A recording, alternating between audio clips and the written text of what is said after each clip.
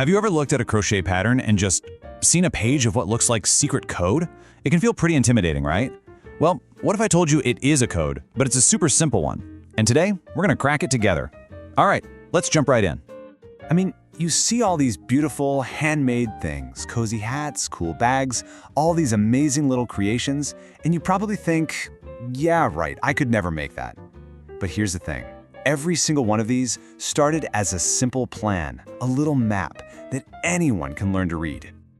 And that's the whole secret. Crochet isn't really about being crafty. It's about being a code breaker. It's a visual language. And once you learn just a few letters of its alphabet, you can read any pattern and make pretty much anything you can dream up. So here's our game plan for today. We'll start with what makes this whole visual language so cool. Then we'll dive in and decode the basic symbols, the ABCs. After that, we'll see how those symbols come together to make actual fabric. And finally, we're going to read our very first pattern together.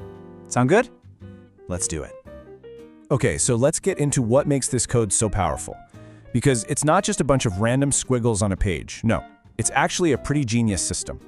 And here is the absolute best part. This language is universal. I mean, think about that.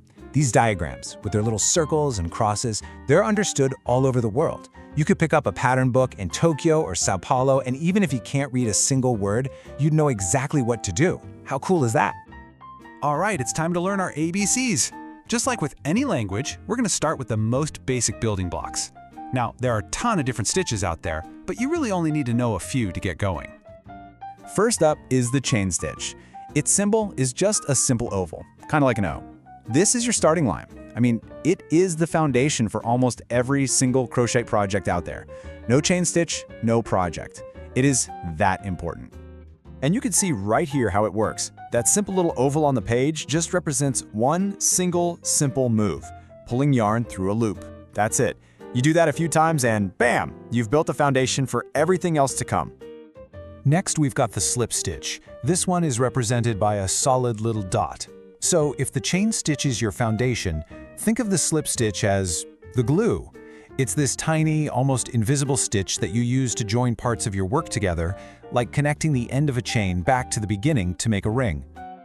Look how simple that is. It's just one loop through another. It doesn't really build the fabric up, it just connects it. So anytime you see that solid dot, just think, connect here. And finally, let's meet the real workhorse of crochet, the short stitch. Some people call it the single crochet. Its symbol is usually an X or a plus sign. This is the stitch that does the heavy lifting, the one that actually builds up your fabric. It's short, it's dense, and it creates this really solid material that's perfect for things like stuffed animals or sturdy bags. Now looking at this diagram, you can see it's a little more involved, but it's still just a series of simple steps. Every single time you see an X on a pattern, you'll just do this little sequence, and you've added another tiny block to your fabric. So there we go, the oval, the dot, and the X. That's our core alphabet for today. Okay, so we've learned our letters. Now it's time to start making words. Let's look at the grammar of crochet and see how these symbols all come together in a full diagram. So every pattern diagram has a few key signposts. It's kind of like a map. First, you find the starting point, which is usually right there in the center. Then you just follow the row numbers as they go outwards, kind of like ripples in a pond. And finally, you follow the arrows that show you which way to work, which for circular stuff is almost always counterclockwise. So you know the symbols and you know the rules of the road. It is time to put it all together.